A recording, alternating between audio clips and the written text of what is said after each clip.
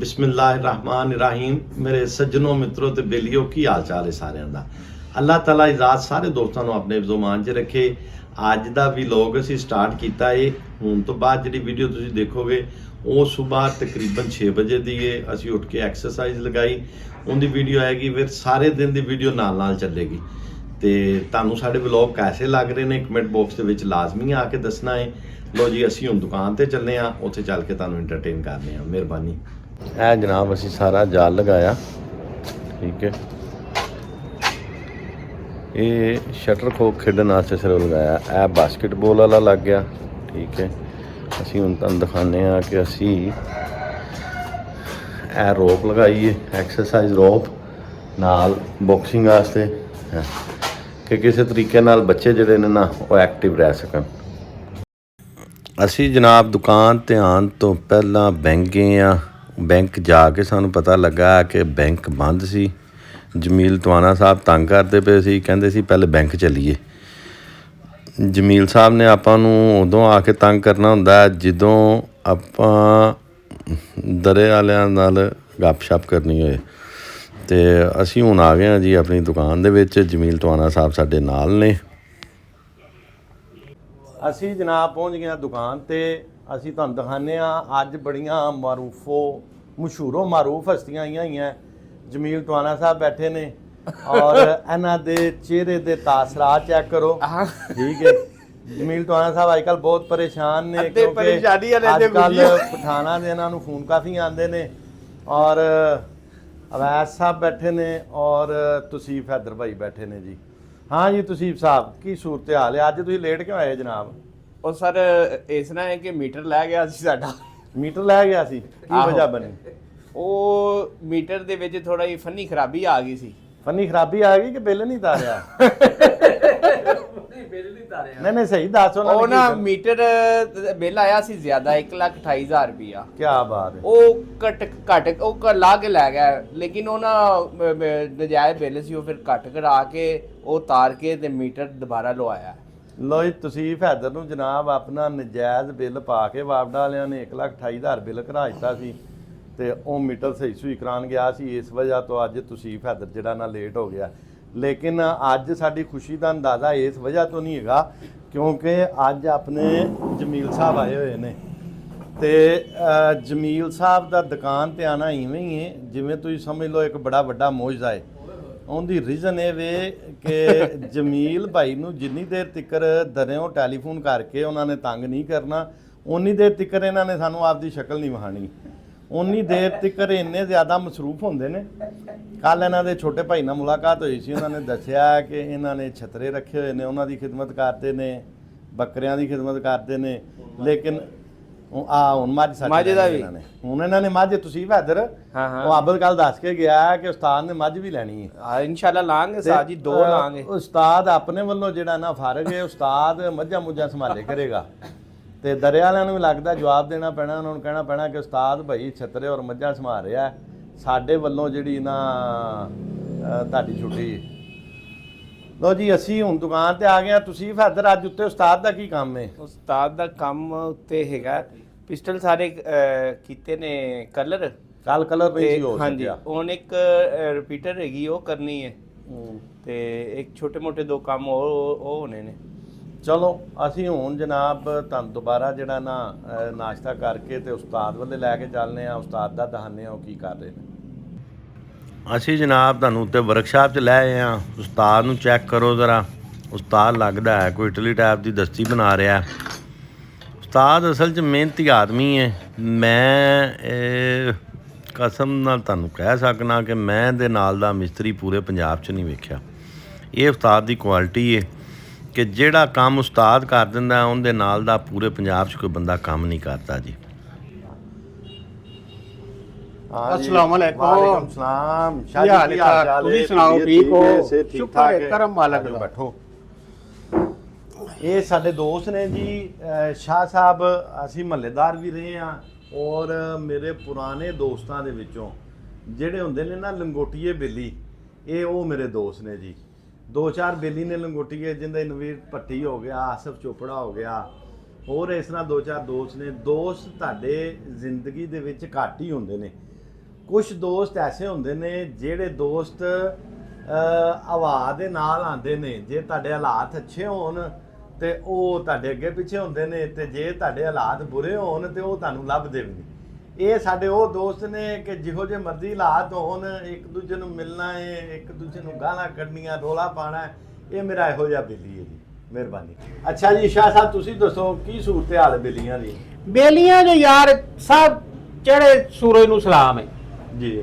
ਜੇ ਅੱਜ ਤੁਹਾਡੇ ਕੋਲ ਪੈਸਾ ਤੇ ਤੁਹਾਡੇ ਬੇਲੀ ਨੇ, ਤੇ ਕੋਈ ਮੁਖਲਿਸ ਦੋਸਤ ਇਸ ਦੌਰ ਦੇ ਵਿੱਚ ਰਹਿ ਹੀ ਕੋਈ ਨਹੀਂ ਗਿਆ। ਸਿੱਧੀ ਜਿਹੜੀ ਗੱਲ, ਚੰਦ ਇੱਕ ਹੈਗੇ ਨੇ ਜਿਹੜੇ ਤੁਹਾਡੇ ਬਸ। ਪੁਰਾਣੇ ਦੋਸਤ ਹੁੰਦੇ ਨੇ। ਹਾਂਜੀ, ਉਹ ਬਸ ਉਹ ਜਿਵੇਂ ਆਟੇ ਦੇ ਵਿੱਚ ਲੂਣ ਬਰਾਬਰ। ਹਾਂ, ਪਿੱਛੇ ਜਿਹਾ ਵੀ ਇੱਕ ਸਾਡਾ ਬੇਲੀ ਆਇਆ ਸੀ ਜੀ, ਉਹਨੇ ਸਾਡੇ ਨਾਲ ਵਾਵਾ ਦੇਰ ਬਾਅਦ ਆ ਕੇ ਸੁਲ੍ਹਾ ਕੀਤੀ ਕਿ ਸੁਲ੍ਹਾ ਕਰਕੇ ਤੋਂ ਨਿਕਲ ਗਿਆ। ਸੁਲ੍ਹਾ ਕੀਤੀ ਉਹਨੇ ਇਸੇ ਵਜ੍ਹਾ ਤੋਂ ਹੈ ਕਿ ਇਹ ਵੀਡੀਓ ਬਣਾਉਂਦਾ। ਐਵੇਂ ਕਹਿੰਦਾ ਜਿਵੇਂ ਆਸਫ ਚੋਪੜਾ ਹੈ, ਉਹ ਦੁਬਈ ਬੈਠਾ ਹੈ, ਉਹ ਫੋਨ ਤੇ ਸਾਡੇ ਚ ਰਾਬਤੇ 'ਚ ਭਾਵੇਂ ਜੋ ਮਰਜ਼ੀ ਹੈ, ਉਹਨੇ ਰਾਬਤੇ 'ਚ ਰਹਿ। ਆਸਫ ਚੋਪੜਾ ਨੇ ਫੋਨ ਕਰਨਾ ਹੀ ਕਰਨਾ। ਅਗਰ ਬਸ ਜਦੋਂ ਮਰਜ਼ੀ ਕਰ ਲੈ, ਮਹੀਨੇ ਪਿੱਛੋਂ, 2 ਪਿੱਛੋਂ, 6 ਮਹੀਨਿਆਂ ਪਿੱਛੋਂ ਉਹਨੇ ਹਾਲ ਚਾਲ ਪੁੱਛਦੇ ਰਹਿਣਾ। ਇੱਥੇ ਜਿਹੜੇ ਬੋਲੀ ਨੇ, ਜਿਹੜੇ ਸ਼ੁਰੂ ਤੋਂ ਨੇ, ਬਚਪਨ ਦੇ ਲੰਗੋਟੀਏ ਯਾਰ ਨੇ, ਜਿਵੇਂ ਤੁਸੀਂ ਦੱਸਦੇ ਹੋ, ਤੁਸੀਂ ਉਹ ਤੁਹਾਡੇ ਨਾਲ ਵੀ ਮੁਲਾਕਾਤ ਹੁੰਦੀ ਰਹਿੰਦੀ। ਤੇ ਬਾਕੀ ਜਿਹੜੇ ਜਿਵੇਂ ਹੁਣ ਭੱਟੀ ਸਾਹਿਬ ਨੇ, ਨਵੀਦ ਭੱਟੀ ਸਾਹਿਬ, ਉਹਨਾਂ ਕੋਲ ਅੱਜ 4 ਆਨੇ ਆ ਗਏ ਨੇ, ਤੇ ਉਹ ਕਹਿੰਦੇ ਨੇ ਅਸੀਂ ਸ਼ੁਰੂ ਤੋਂ ਨਵਾਬ। ਨਹੀਂ, ਜੰਮੇ ਨੂੰ ਆਪ। ਹਾਂਜੀ, ਐਵੇਂ ਕੁਝ ਦੋਸਤ ਹੁੰਦੇ ਨੇ ਇਨਸਾਨ ਦੀ ਜ਼ਿੰਦਗੀ ਦੇ ਵਿੱਚ ਐਸੇ ਨਾ, ਜਿਹੜੇ ਦੋਸਤ ਛਾਪਰਾਂ ਵਾਂਗੂ ਆਉਂਦੇ ਨੇ। ਜਿਵੇਂ ਨੇਰੀ 'ਚ ਛਾਪਰ ਆਏ ਨੇ। ਹਾਂ, ਨੇਰੀ 'ਚ ਛਾਪਰ ਇੰਜੀ ਆਦੇ ਨੇ, ਇੰਜੀ ਫਿਰ ਨੇਰੀ ਜਿਵੇਂ ਬਹਿ ਇੰਜੀ ਉੱਡ ਜਾਂਦੇ ਨੇ। ਅਗਰ ਤੁਹਾਡੇ ਹਾਲਾਤ ਡਿਸਟਰਬ ਹੋਣ ਤੇ ਉਹ ਨੇਰੀ ਵਾਂਗੂ ਹੀ ਉੱਡ ਜਾਂਦੇ। ਹਾਂਜੀ, ਮਿਹਰਬਾਨੀ। ਲੋ ਜੀ, ਅਸੀਂ ਤੁਹਾਨੂੰ ਗਾਣਾ ਸੁਣਾਉਂਦੇ ਆ ਜੀ ਆਪਦੇ ਚਾਚੇ ਸੱਦੀ ਕੋਲੋਂ। ਇੱਧਰ ਕਰ ਤੂੰ ਕੈਮਰਾ ਚਾਚੇ ਸੱਦੀ ਲੈ ਜਰਾ। ਓ ਬਸੰਤੀ ਪਵਨ ਪਾਗਲ ਨਾ ਜਾ ਰੇ ਨਾ ਜਾ ਰੁਕੂ ਕੋਈ ਓ ਬਸੰਤੀ ਪਵਨ ਪਾਗਲ ਅੰਤੀ ਪਾਥਰੀ पड़े थे मीरा में जी उठे हम जब से तेरी बाहें डाली बाँ में छीन कर नैनों रे काजल न जा रे न जा रुकू कोई बसंती पवन पागल बन के पाथरी हम पड़े थे सुनी सुनी राह में हम जा रे दिल की बाती ये तेरी प्यार छीन कर नैनों रे काजल ना जा रे ना जा रुकू कोई। ਮਿਹਰਬਾਨੀ ਜੀ। ठीक है बाबा जी। ਜੀ ਅਸਲਾਮ ਵਾਲੇਕਮ ਜੀ। ਇਹ ਸਾਡੇ ਸੱਜਣ ਦਾ ਕਮੈਂਟ ਹੈ ਜੀ ਕਿ 223 ਬੋਰ ਕਿੰਨੇ ਦੀ ਹੈ? 223 ਬੋਰ ਰਾਈਫਲ ਤਕਰੀਬਨ 50,000 ਤੋਂ ਸਟਾਰਟ ਹੋ ਜਾਂਦੀ ਹੈ ਔਰ 12 ਤੋਂ 15 ਲੱਖ ਦੇ ਦਰਮਿਆਨ ਆਉਂਦੀ ਹੈ। ਅਸੀਂ ਹੁਣ ਲਾਈਵ ਬੈਠੇ ਹੋਏ ਹਾਂ ਜੀ।